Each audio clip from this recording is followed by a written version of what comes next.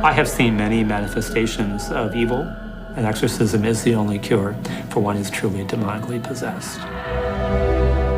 The Catholic Church knows that most of these claims are baloney. They cling to this because they're afraid to give up that last vestige of the supernatural. If there's no demons, then maybe there's no devil. And if there's no devil, maybe there's no God. When I was appointed, I became one of only 12 officially appointed exorcists in the United States. That number has now grown to around 50. Some people will dabble in the things of the occult, believing that perhaps they're just fun and entertaining, but what they may not fully realize is that they're dabbling with evil, and they could be opening up an entry point for evil into their lives. So over the years, exorcism has undergone many different transformations. Exorcism goes back even before the time of Christ, but exorcisms became truly efficacious or real with the coming of Christ. The oldest formalized version of the rite of exorcism would date back to 1614. It was revised in 1999. Some of the manifestations I've witnessed over the years seem kind of incredible, incredulous. I think the manifestations that one sees in movies, such as The Exorcist, all that truly is possible. Eyes rolling in the back of the head, foaming at the mouth, growling and snarling like a wild animal, strong stenches. The temperature in the room will drop, bodily contortions. I remember a person who began to levitate during the exorcism. Now, these manifestations are meant to distract the exorcist. In addition to these exorcisms being nonsensical from a scientific perspective, they're also dangerous. There have been people killed, suffocated, tortured. It's not a harmless exercise in entertainment. It's potentially very dangerous.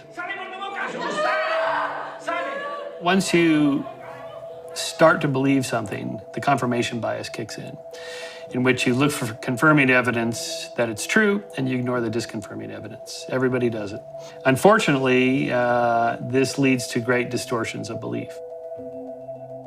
There's no such thing as the paranormal or the supernatural. There's just the normal and the natural and the things we haven't explained yet.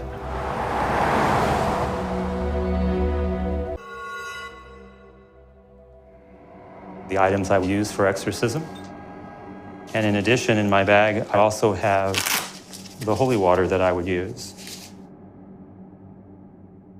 We came into the space, the spouse who was very strong and confident in his belief. The woman who was afflicted sat down here. You could smell in the air the sense of perspiration, just the anxiety of what was about to take place. No sooner did the drops of water hit the head of the lady than the manifestations began immediately. She exhibited vocal outbursts, speaking in languages that she didn't otherwise know, exhibiting strength beyond the normal capacity of a person. And so I commanded the demon Leviathan to depart immediately. And then the demon that had been speaking in this very strong, authoritative voice began to speak like a little baby, and then looked at me and said, "Hail Mary, full of grace." And there was a shriek, and all the manifestations of evil ended. People will believe what they will, so it's not really my task to try to convince people of something. Because if you're a person of faith, you begin with the premise that believing is seeing. People that may come from more of a scientific background may begin with the premise that I have to see in order to believe. Here's something you don't see every night. First-hand accounts of real-life exorcisms from Catholic priests trained by the Vatican. They say they've seen demons in action. Take a look.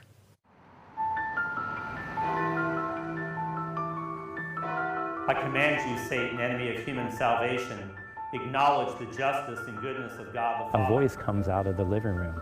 Get out. Who by his righteous judgment has damned your pride and envy. His back starts to arch and he's like, Depart from this servant of God, whom the Lord has made in his own image. So he picks up the book and that baby voice again. He goes, I read this book. Many will dismiss the idea of the devil taking possession of a person. But the priest in this tiny town near the border of Ohio and Indiana is now known all over the world for his work around just that. He never even wanted to become an exorcist and says what he's seen isn't far off the movies. When I saw a person levitate during an exorcism during my training in Rome, I think I was sitting there with my jaw wide open. In the face of the enemy. Let the enemy have no power over. Famous scenes portray pretty extreme manifestations of the devil. Father, Jesus Christ.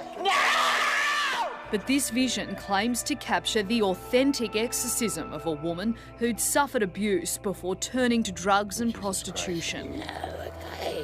So when an exorcism is performed, the exorcist is in charge of the scene, and nobody should interject or do anything. When I was appointed in 2005, I became one of only about 12 officially appointed exorcists in the United States. Father Vincent Lampert is one of America's few Vatican-trained exorcists, living there for 3 months to learn how it's done. So during my time in Rome, I sat in on 40 exorcisms and was able to learn firsthand again the church's ministry to those up against the demonic. His stories of witnessing the devil at work as a qualified exorcist are nothing short of haunting. As soon as I started praying, she lunged at me like a wild dog. She's like, "Whoa!" Oh my God. I think I jumped back 5 feet, and this voice that came out of her mouth said, "Well, who's he? He has no power over us." That's what happened when he was trying to help a woman who'd become possessed at the hands of childhood trauma, raped by her father. And I went over and laid my hands on her head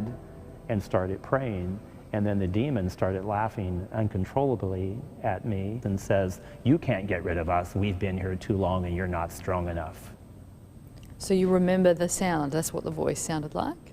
Oh yeah, usually the manifestation is always, "You can't get rid of us. We've been here too long."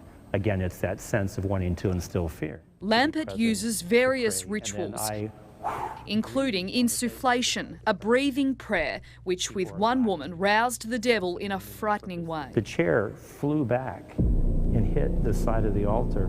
The person flew up out of the chair, and you heard a shriek, scream.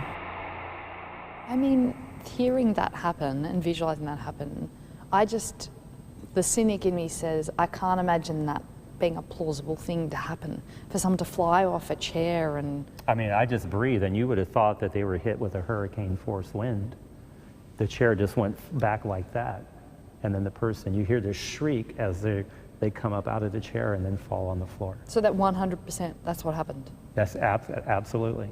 That's frightening. Father Lampert tells me he's receiving about 1,800 calls, emails and letters every year from people all over the world who believe they're possessed. More than half of those, he says, come from people who aren't even Catholic or religious at all. When I was first appointed, I would get maybe 3 or 4 calls a week. Now I get like 35 calls a week. This massive spike in requests, he thinks, is due to religion diminishing around the world. Because faith is in decline, when people experience something in their lives that they can't really figure out, then it leads them to believe that maybe it's something evil or demonic. But it's not as simple as believing you're possessed and calling an exorcist. The Catholic Church has strict protocols and processes that priests must follow before deeming an exorcism to be appropriate. Exorcists are trained to be skeptics. I should be the last person to believe that a person is possessed. Every other possible explanation needs to be exhausted before I make that determination. The very first step of the protocol would be for the person to have some type of psychiatric evaluation. Those wanting help then have to answer a series of questions covering their psychological history and whether they've had addiction issues. They're also asked if they have had any experience or history of engaging in the occult, witchcraft, black magic, magicians, fortune tellers, crystals, wizards or game boards. Other questions include, have you ever tried to communicate with spirits, demons or the devil itself? And do you truly want to be free of the evil influences you believe are presently affecting you? Will you do what must be done? I witnessed eyes rolled in the back of the head. I've seen eyes turn completely black where there's just nothing there but like total darkness, foaming at the mouth.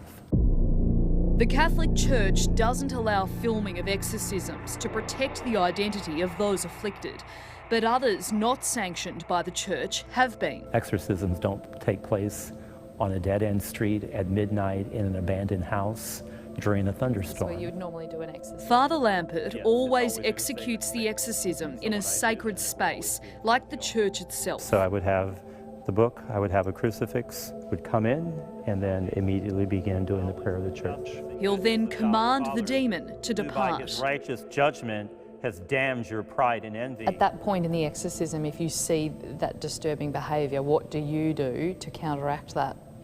I just continue, I stay focused on the prayer of the church, and I watch and observe everything that's taking place. And if certain parts of the ritual seem to be more effective than others, I just take a mental note of that. Since I have done exorcisms, I am an exorcist. 3.5 hours drive north, Father Michael Maginot has conducted exorcisms on 15 different people, some needing more than one session. Kind of surprising that words would have an effect on, a demon. I cast you out. But it does. They hate it. They can't stand the prayers. They can't stand being condemned. Be gone and stay far away from this creature of God. Father Maginot performed his most high-profile exorcism on a mother and her 3 children who lived in a home right here in the town of Gary, south of Chicago. After making headlines as the portal to hell, the house was demolished.